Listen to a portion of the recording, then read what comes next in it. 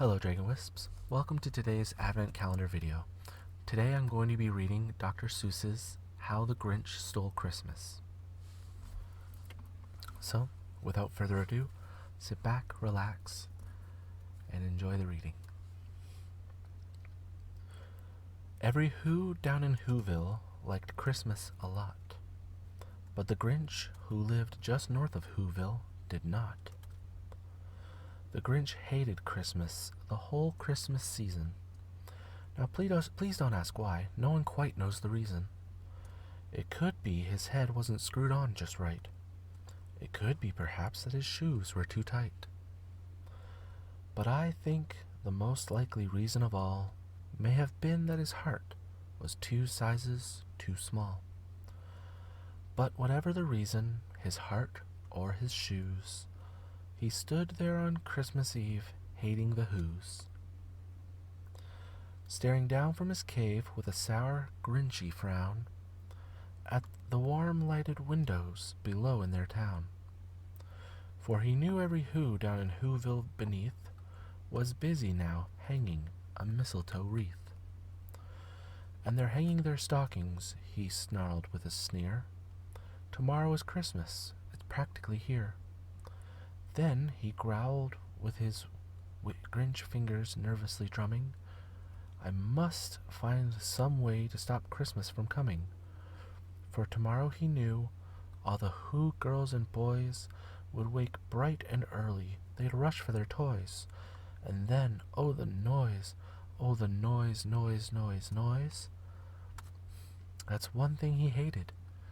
The noise. Then the Whos young and old would sit down to a feast. And they'd feast, and they'd feast, and they'd feast. They would feast on Who pudding and rare Who roast beast, which was something the Grinch couldn't stand in the least. And then they'd do something he liked least of all. Every Who down in Whoville, the tall and the small, would stand close together with Christmas bells ringing. They'd stand hand in hand, and the Whos would start singing. They'd sing, and they'd sing, and they'd sing. And the more the Grinch thought of this Who Christmas sing, the more the Grinch thought, I must stop this whole thing. Why, for 53 years I've put up with it now. I must stop this Christmas from coming. But how? Then he got an idea, an awful idea. The Grinch got a wonderful, awful idea. I know just what to do, the Grinch laughed in his throat, and he made a quick Santa Claus hat and a coat. And he chuckled and clucked, what a great Grinchy trick. With this coat and this hat, I look just like Saint Nick. All I need is a reindeer. The Grinch looked around, but since reindeer are scarce, there was none to be found. Did that stop the Grinch? No, the Grinch simply said, if I can't find a reindeer, I'll make one instead. So he called his dog Max, then he took some red thread, and he tied a big horn on the top of his head. Then he loaded some bags and some old empty sacks on a ramshackle sleigh, and he hitched up old Max. Then the Grinch said, get up, and the sleigh started down toward the homes where the Whos lay a snooze in their town. All the windows were dark, quiet snow filled the air.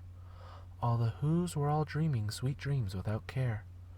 When he came to the first little house on the square, this is stop number 1, the old Grinchy Claus hissed, and he climbed to the roof, empty bags in his fist.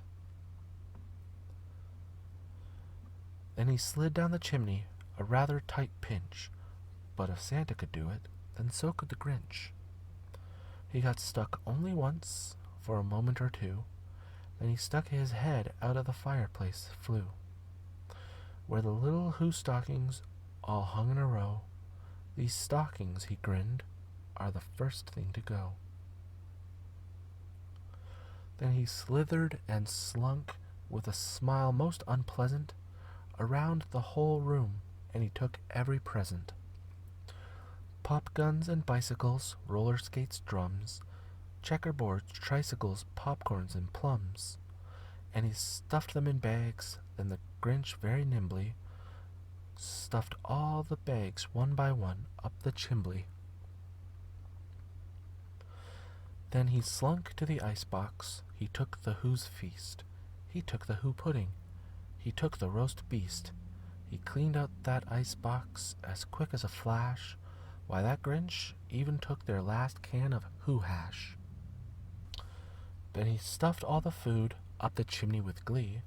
And now, grinned the Grinch, I will stuff up the tree. And the Grinch grabbed the tree, and he started to shove, when he heard a small sound like the coo of a dove. He turned around fast, and he saw a small Who, little Cindy Lou who was no more than 2. The Grinch had been caught by this tiny Who daughter, who'd got out of bed for a cup of cold water. She stared at the Grinch and said, Santa Claus, why?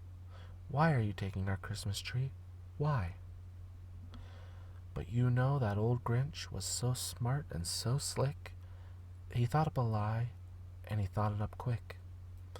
Why, my sweet little tot, the fake Santa Claus lied. There's a light on this tree that won't light on one side. So I'm taking it home to my workshop, my dear. I'll fix it up there. Then I'll bring it back here. And his fib fooled the child. Then he patted her head. And he got her a drink, and he sent her to bed. And when Cindy Lou Who went to bed with her cup, he went to the chimney and stuffed the tree up. Then the last thing he took was the log for their fire. Then he went up the chimney, himself the old liar. On the walls he left nothing but hooks and some wire, and the last speck of food that he left in the house was a crumb that was even too small for a mouse. Then he did the same thing to the other Who's houses, leaving crumbs much too small for the other Who's mouses. It was 1/4 dawn, all the Who's still abed, all the Who's still a snooze, when he packed up his sled, packed it up with their presents, the ribbons, the wrappings, the tags and the tinsel, the trimmings, the trappings. 3,000 feet up the side of Mount Crumpet, he rode with his load to the tip-top to dump it. Pooh-pooh to the Who's, he was grinchishly humming. They're finding out now that no Christmas is coming. They're just waking up, I know just what they'll do. Their mouths will hang open a minute or two, then the Who's down in Whoville will all cry, boo-hoo. That's a noise, grinned the Grinch, that I simply must hear. So he paused, and the Grinch put a hand to his ear. And he did hear a sound rising over the snow. It started in low. Then it started to grow. But the sound wasn't sad. Why, this sound sounded merry. It couldn't be so, but it was merry, very. He stared down at Whoville. The Grinch popped his eyes. Then he shook. What he saw was a shocking surprise. Every Who down in Whoville, the tall and the small, was singing without any presents at all. He hadn't stopped Christmas from coming. It came. Somehow or other, it came just the same. And the Grinch, with his Grinch feet ice cold in the snow, stood puzzling and puzzling. How could it be so? It came without ribbons. It came without tags. It came without packages, boxes, or bags. And he puzzled 3 hours till his puzzler was sore. Then the Grinch thought of something he hadn't before. Maybe Christmas, he thought, doesn't come from a store. Maybe Christmas, perhaps, means a little bit more. And what happened then? Well, in Whoville they say that the Grinch's small heart grew 3 sizes that day. And the minute his heart didn't feel quite so tight, He whizzed with his load through the bright morning light, and he brought back the toys and the food for the feast, and he himself, the Grinch, carved the roast beast. Hope you enjoyed this year's reading of How the Grinch Stole Christmas.